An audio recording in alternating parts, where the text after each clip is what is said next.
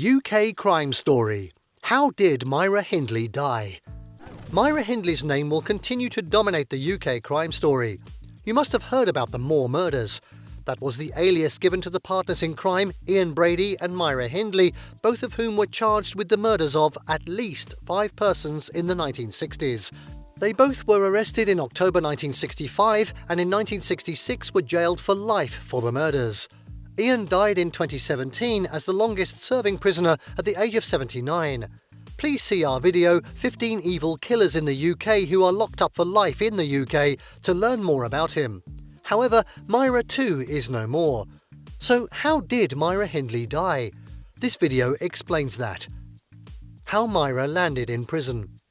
Have you seen our video entitled The 4 UK Women Jailed for Life Without Parole? You likely have learned something about Myra Hindley. If not, please endeavour to watch it to background your understanding of this evil woman. We have other videos that tell different aspects of the story of this dreaded criminal. For example, the video The UK Crime Story, Myra Hindley and Rose West, specifically dealt with the relationship between the 2 notorious females behind bars. Similarly, the video Myra Hindley, the most evil woman in Britain, briefly touches on different aspects of this disreputable woman. This particular video attempts to answer the question, how did Myra Hindley die? But before we go there, would it not be good to summarise her journey to the prison and her prison escapades? She met Ian Brady in January 1961 for the first time. On 11th of October 1965, Myra was arrested with her lover Ian Brady, who had been apprehended 4 days earlier after the arrest of Ian. She was charged with murdering 5 young people in the 1960s. Their victims included Pauline Reed, John Kilbride, Keith Bennett, Leslie Ann Downey and Edward Evans. Their trial, which lasted 14 days, began on 19th of April 1966 in a specially prepared courtroom. On the 6th of May 1965, she was found guilty of the murders of 2 of the 3 she was originally charged with, that of Leslie Ann Downey and Edward Evans. She was also convicted for harbouring Ian in the knowledge, aiding and abetting the killing of John Kilbride. They escaped the death penalty since death as a maximum punishment had been abolished just 6 months earlier, thanks to the Murder, Abolition of the Death Penalty Act 1965. She was thus sentenced to life imprisonment. It could be said it was the relationship between Myra Hindley and Ian Brady that turned Myra into a criminal.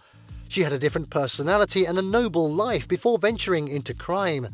Unfortunately, she ended up in prison and was never freed until her death, despite all her efforts to gain some freedom. Failed attempt to be released. She had appealed her sentence up to 3 times, but her appeals were thrown out. She appealed against Home Secretary Jack Straw's ruling that she should spend the rest of her life in prison. Her lawyers took her case to the House of Lords. 3 High Court judges ruled that whole life tariffs were lawful. Led by the Lord Chief Justice Lord Bingham, the court capitalised on the provision that the prisoner could still be released under exceptional circumstances. After losing all her appeal, Myra tried to transform herself into an honourable woman while behind bars. We saw it in newly released prison papers that she took up genteel hobbies such as pottery, badminton and tapestry. She also studied for an Open University degree. She even went as far as becoming a practicing Catholic, throwing herself with enthusiasm into singing with a prison choir. She went further to staggering lengths, according to official files, in her bid to convince authorities that she was a reformed character suitable for release. However, not everyone was taken by that. Some prison officers insisted that Myra shouldn't be trusted. She was described in their recommendation as cold, calculating and devoid of emotion, and an arch manipulator with a massive superiority complex. After reviewing the case, a psychology professor concluded that Myra was faking her reform in what he described as a cynical strategy to obtain parole. Deteriorating health. On Friday, 19th of December 1997, news broke that Myra was taken to Dryburn Hospital for undisclosed tests. Due to her notoriety, she was kept in a single room, watched by an armed guard during her stay in the hospital. A month later, she was transferred to High Point Medium Security Prison in Suffolk. Myra was profiled as a Category A prisoner, considered as posing the greatest risk of escape and normally placed under the most stringent security measures. According to her supporters, the move to the lower security prison was a breakthrough in her quest for release. In September 1999, Myra was diagnosed with angina. According to the report from the doctor who examined her, her heart condition has a direct link to years of heavy smoking.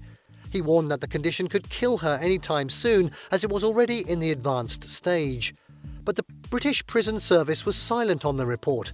A source from the prison only confirmed that she was truly a very heavy smoker, adding that she had been warned on occasions that as some suffering from angina, she could die any moment if she continued smoking heavily. Hearing the news of Myra's failing health, the mother of the victim, Keith Bennett, Winnie Johnston, asked Myra to tell authorities where she buried her son before it would be too late. She expressed a desire that Myra suffered before she died. On Friday, 7th of January 2000, Myra was billed for emergency surgery at a specialist brain centre after 2 further trips to the hospital. A cerebral aneurysm, a potentially fatal brain swelling that needed to be treated, was described as so serious that it could prove fatal without treatment. At this moment, she was requesting to be allowed to die if the brain surgery wasn't successful. Her last moments and death. On 10th of January 2000, Myra asked her lawyer to draw up her will. Though the surgery was deemed a success, doctors continued to describe her condition as fragile. On Tuesday, 29th of February 2000, BBC TV announced a plan to air a documentary that depicted Myra's desire to die for her crimes. She asked whether there could be a crime that is so terrible that people who committed it should die behind bars. While she dreaded the thought of being hung, she believed it would have solved many problems. At least the families of the victims would have had their craving for justice satisfied, and she would have totally confessed to the priest. On Monday, 23rd of April 2001, almost all media outlets in the UK reported that Myra Hindley was battling advanced lung cancer and had only weeks to live. Prison officials, however, denied it. At approximately 5 p.m. on November 16, 2002, Myra eventually died from a serious chest infection. That was after a suspected heart attack about 2 weeks before. While her body system was shutting down, she received the last rites of passage from a Catholic priest. A prison service spokesman said her next of kin had been officially informed of her death before the news filtered out. Interestingly, a routine coroner's inquest was called for, although the official cause of death had already been determined. That was because she actually died in custody. She had launched a series of challenges to regain her freedom prior to her death, but she had been informed unequivocally that she wouldn't get out alive. In an official press statement following the death, Myra's attorney, Taylor Nicol, stated that his client had genuinely repented for her crimes, even though she realised that she would never be forgiven for them. She was deeply conscious of the terrible crimes she had committed and the pain and suffering caused to the deceased and their relatives. The statement also said Myra was survived by friends, family, and an elderly mother, all of whom had provided moral support throughout. The aftermath. In a statement issued by Greater Manchester Police after Myra's death, it was revealed that investigations into matters arising out of the Moor Murders case continued. The statement said that police would always investigate any fresh evidence or valuable information that might lead to the discovery of the location of the body of Keith Bennett. Former Detective Chief Superintendent Peter Topping, who in 1980 was the officer in charge of the 1980s investigation, said there was always hope, though it might prove so difficult. Even then, the family of the victims would find consolation and some relief in the fact that Myra had died.